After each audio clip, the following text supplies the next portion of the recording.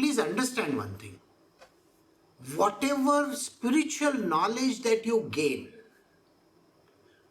or you may be a devotee, or you may have some spiritual understanding in this life of yours, when you are reborn again, you will have to start from where you left off previously. So this is a very good thing for everybody. It is like how we may give examinations in our college or in school or something like that. It may so happen that a child has to leave his 8th grade somewhere because his parents moved to some other place. They go for 2 years and then they come back to the same place, and when the child has to start his education, he can start from the grade that he has passed out from. So the next grade. So this is how it means. So in the common understanding, this is what happens in schools and colleges. Likewise, whereas birth and death is concerned, this individual who is following the path of devotion, when he dies, he doesn't lose anything. See, he automatically regains in that birth the latencies of even-mindedness.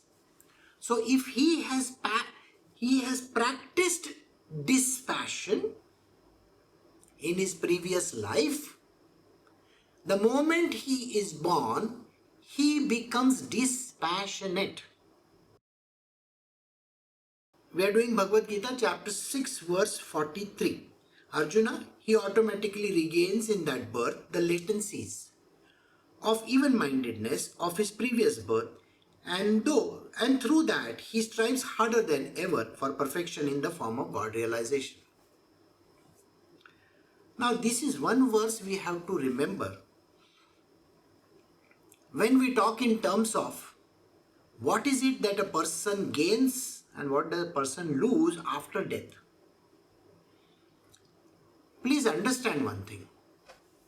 Whatever spiritual knowledge that you gain, or you may be a devotee, or you may have some spiritual understanding in this life of yours, when you are reborn again, you will have to start from where you left off previously. So this is a very good thing for everybody.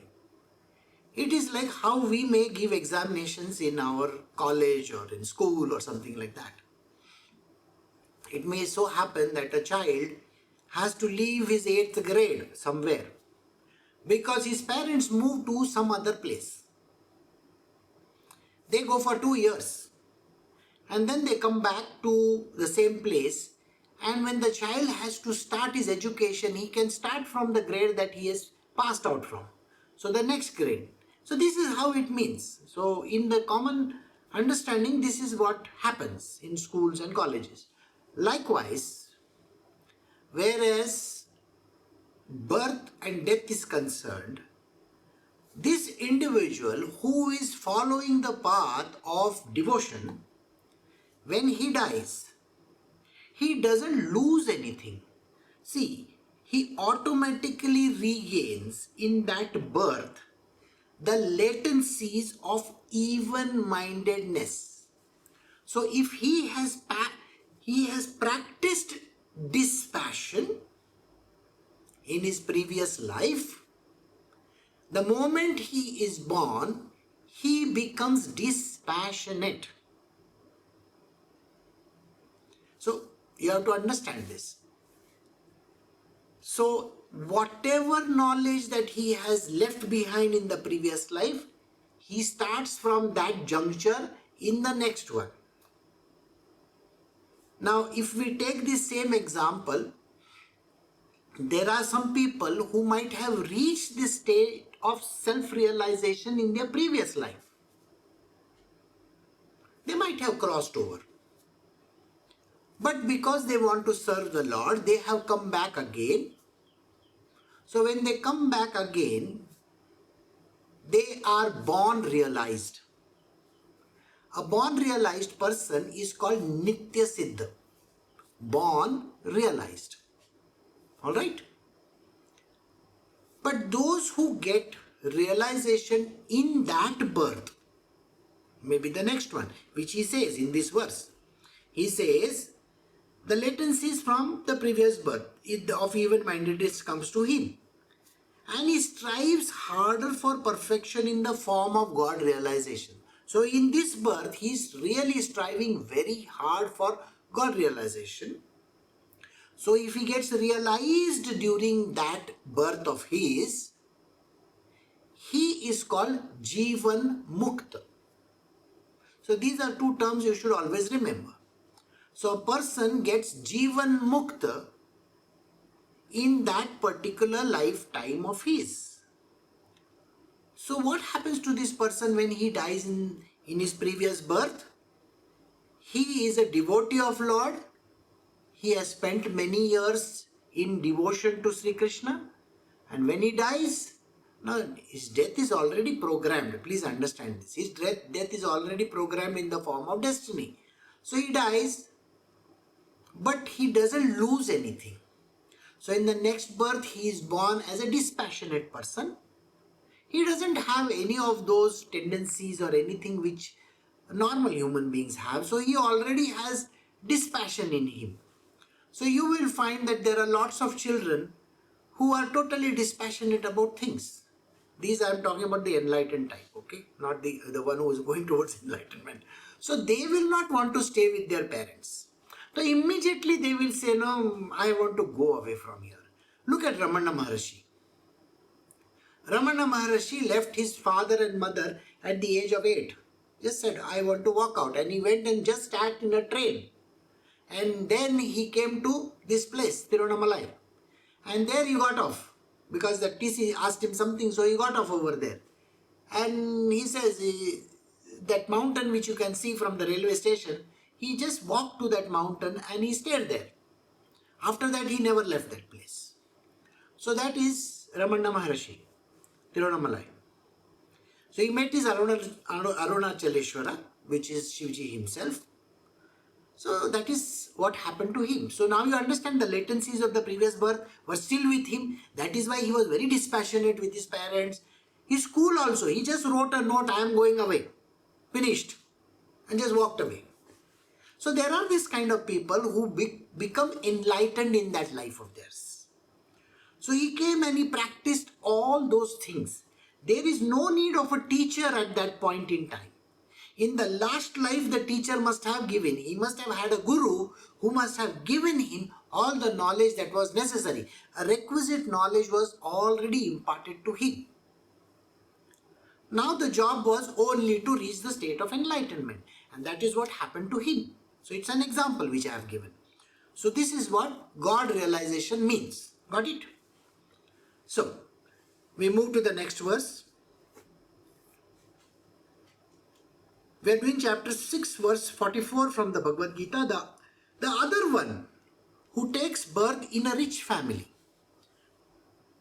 though under the sway of his senses, feels drawn towards God by force of the habit acquired in his previous birth, nay, even the seeker of yoga, in the form of even-mindedness, transcends the fruit of action performed with the same interested motive as laid down in the Vedas.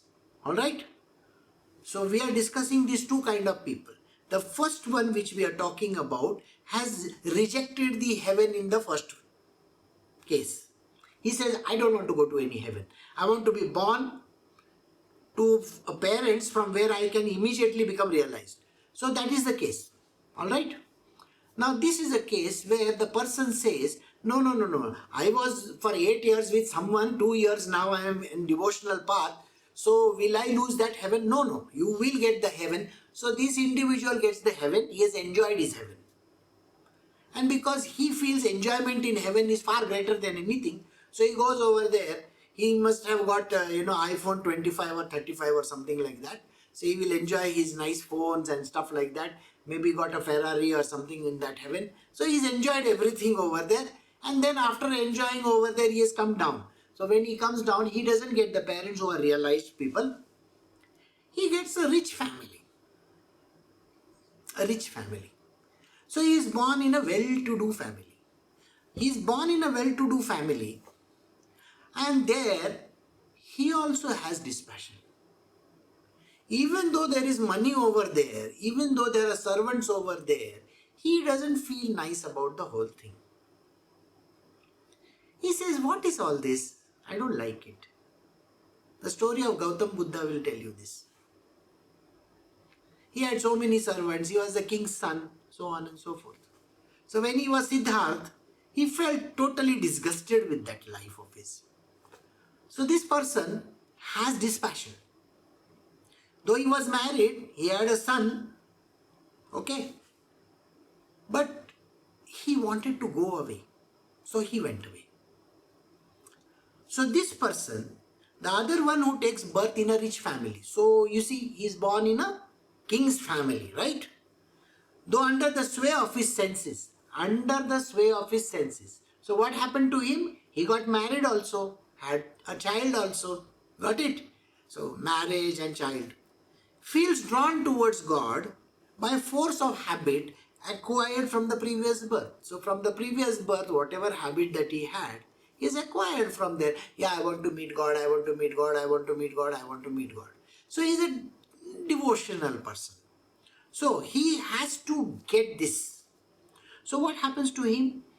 He also seeks yoga, which is even-mindedness. Now please understand this. The even-mindedness can take you towards Brahmanyana also. The unmanifest. Got the answer? It is not only going to take him towards God realization, but it can take him towards the unmanifest also. So in his case, what does he do? He can easily say that, yes, I am dissatisfied with this whole life of mine. I don't want anything. I don't want wife, children, family, this, that. I don't want my kingdom. I don't want servants. I don't want, carriages and so on and so forth. I don't even want these clothes. So I will wear some very simple clothes and I will walk out of the house and I will go barefoot. So he goes like that. He's dispassionate. He's detached from his entire thing. And there he can go and practice realization. See, when you go and practice realization, that means you are going and doing a sadhana, practices. So he does his practices. Now I want you to think based on this sentence and the story which I gave you just now about Ramana Maharshi. Ramana Maharshi, did he have any guru in that life? No. Did Buddha have a guru in that life? No. They denied, the people denied there is no guru. So now do you understand where the line is coming from? Here. He must have already had a guru in the previous life. You don't need a guru in the next one. The guru has already set him on fire, He has set the ball rolling in his life and said, okay, go. Now I have taught you everything, now you go, do practice. And the poor fellow, while he is going over there, he dies. In the previous life, then what to do? Next life, when he comes back, he has to start from where he left. So simple. He doesn't need a guru because already all knowledge is within him only. Those who are doing my class, you know the thing. No, the knowledge is within you. So you don't have to get it from anywhere. So the knowledge being within you, everything comes back to him. So he already is dispassionate. He is already detached. So that is the reason why he transcends the fruit of action performed with some interested motive as laid down by the Vedas. So what he does is, he uses all those motives that are there. That means he can get married also. He can have children also.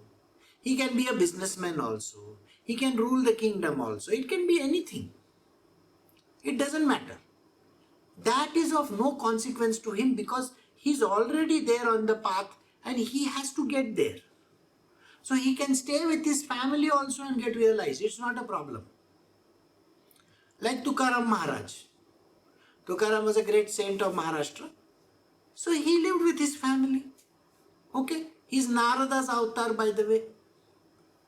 Okay, Narada's one of the avatars which he had. There is Kanakadasa, Purandar Dasa. You must have heard of these people's name. Okay, Purandar Das, Kanakadas, Narada. All these are avatars of all these are avatars of Narada. Tukaram is also one of them. Namdev. So Guruji, sorry to interrupt. So No, don't interrupt. Please don't interrupt just now. Okay. I will give you a chance. Can we shut off the volume, please? So, these avatars are already there. And when these avatars are there, they don't need to get a guru anywhere. The guru already exists in their previous life. So, in that life, they just start on the journey. So, if you take the case of Tukaram Maharaj only caught the feet of Panduranga and just prayed to Panduranga. Kanakadasa went to Udupi and only prayed to Krishna, the Bal Krishna that was there. Purandar Dasa was the king's right hand man. So Purandar Das also did that. Incidentally, Purandar Das is also a person who went all the way from that place, Udupi, right up to a place which is called Bidar. So these stories are not that well known, but I will tell you. What happened was the Bidar's king, the king of Bidar, was very much interested in getting. By the way, he was very much for Panduranga. So he said, what is this Panduranga is staying over there? I will go and rob him and come. So he goes to Pandharpur and takes that image from there and brings it to Bidar. And there is a temple in Bidar, by the way, in Bidar fort. So he puts the statue over there. And he calls all these people, Akka Mahadevi also, the great devotee. And they have these very nice satsangs over there. Every day evening there is a nice Panduranga, this thing. And then one fine day it so happens that one of the persons from the other place, Pandharpur, says, oh, this fellow has robbed our Panduranga, so we'll rob it back and bring it back. So he robs it from there and brings it back and installs it once again over there. This is the story. So understand how this whole thing works. So in the previous birth, this whole thing is happening. He has already reached dispassion. He has already reached detachment. So in that life, he may be with his family also, doesn't matter. Okay? And this is how Shri Krishna explains that it is possible to get this whole thing through in the next life also. And that is how it works. Alright, so we will do the next verse now. So we are doing chapter 6, Bhagavadgita, verse 45. The yogi, however, who diligently takes up the practice, attains perfection in this very life with the help of latencies of many births, and being thoroughly purged of sin, forthwith reaches the supreme state. So in continuation to the previous two verses, Sri Krishna is telling Arjuna, he says, this yogi, who is really working very, very hard. Please understand, devotional path is a single pointed devotion. You can't have other things going on in your life. You may be a husband, you may be a wife, you may be having, you may be a mother, a father, doesn't matter. Your duties are there. These are material worldly duties. You have to do them. But you cannot be totally engrossed in them. So just being there because that is what the duty says. So this person is doing his duty. So Panduranga, Tukaram is praying to Panduranga on one side. So full day he will be doing some work or the other. And incidentally he was a businessman. Okay. And he had a roaring business in the earlier days. His father had left behind business. And says, okay, he can take this. So after his father died, what this person did was, he was sitting in his business place. Now he was a grain and all that, what you call a grocery merchant. So what happened was, he would just sit over there, his people will be working around, lots of people were there in his shop. So they will all give whatever, an exchange of money. Now he was sitting in that galla over there. Galla means the place where you collect money. And he would be just going Panduranga, Panduranga, Panduranga, Panduranga, Panduranga. And he was busy writing poetry. Okay. So that is called Abhanga. So he was writing that. And the people around him were doing the business. And suddenly one year it so happens that there is a drought. Nobody has grains. Nobody has any food to eat. So people come to his shop and his servants say, you have to give money for this. So he tells his person, he says, why are you asking for money? Let him take it. There is no food anywhere. So the whole village comes to know, and the village comes and robs him of everything that is there. So there is nothing left. So when there is nothing left, he goes and buys more grain from people, okay, outside, from outsiders, and he puts it in his shop so that people can take it free. Okay. His wife is very upset. His children don't have food. His wife doesn't have food at home. They have one cow, one or two cows, I think. And that is how they were living. So she is very upset and angry. She says, you don't take care of us and you are giving the whole village food and stuff like that. Why don't you give the whole, whatever we have at home? He says, oh, you want me to give all this also? Okay. So he takes out everything from his house and gives it away. So it is very funny. And then she says, now what do you want me to do? He says, Panduranga is there, he will take care of you. Panduranga is there, he will take care of you, so what to do? So, and then he says, you are disturbing me too much. I will go and sit on a mountain. And he goes to a mountain and he sits over there, on top of the mountain. His wife is very angry with him. She says, what is this? You should at least arrange for food. But he is totally lost in Panduranga. So Panduranga has to make all the arrangements, isn't it? So then what happens? The cow which is barren starts giving milk. And she's able to feed milk and the little food that is there. So they have sufficient food at home. But as a wife, she is very upset. She says, what is this? Early in the morning, this fellow, he goes all the way to the mountain and sits over there saying Panduranga, Panduranga all the time. And he's just sitting and writing. So she says, I don't want him to be hungry, So she says, I will take him one chapati, They call it bhakri in Marathi. So she says, I will take this jar bhakri and I will take some little, chutney or something like that and I'll go with and give him. And poor thing, she would walk all the way up the mountain at the time of afternoon, and she will go and give him. And there was nearby, there was one small pond from where she will take the water and give him. And he will be eating it and he will be sitting over there only full day till it becomes nightfall. One day it so happens, now this is a sidetrack story, so just for your sake, I'll telling you. So one day it so happens, she is going up the mountain. And suddenly there is one black, ugly looking fellow. He's carrying one stick and he's walking and he's having a lot of pain walking. So he looks at her and she says, what's wrong with you? He says, I've been walking so many hours and I got one thorn inside my feet. I can't remove it. I'm an old person. Can you remove the thorn, please? So she says, you sit on this place and I will remove. And she removes the thorn. And then she asks him, have you eaten something? So he says, no, I have not. So he says, come with me, I am going to feed my husband. From that half I will give you. And she takes him up the mountain. So this dark looking fellow, he goes with her up the mountain. And there up the mountain, she is looking at Panduranga, Tukaram Maharaj. Tukaram Maharaj is lost in his own world. Panduranga, and he is in a samadhi. Okay. So he says, look at this fellow. Okay, I bring him food all the way from down here, and here he is sitting Panduranga, Panduranga all the time. What is he doing?